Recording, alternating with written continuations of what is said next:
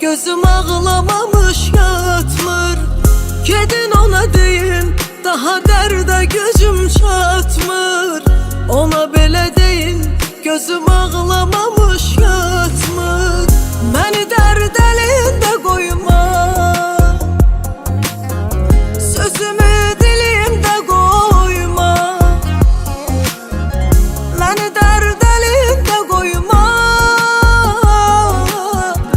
sözümü dilimdə qoyma. Mənə elə həsrət qalasan, düşəsən dillərə, dayanıb uzaqdan baxasan, mən alan güllərə, tutub ürəyindən dönəsən, o keçən günlərə. Görəsən, görəsən mən nə çəkirdim.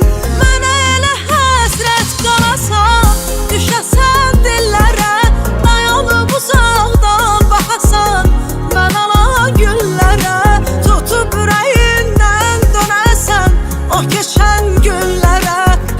Görəsən, görəsən mən nə çəkirdim.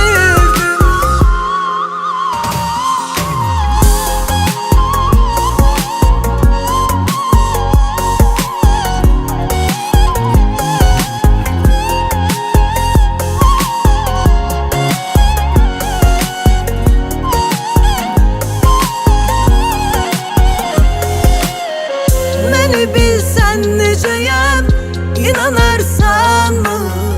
Gecə yarı qapıma dayanarsanmı?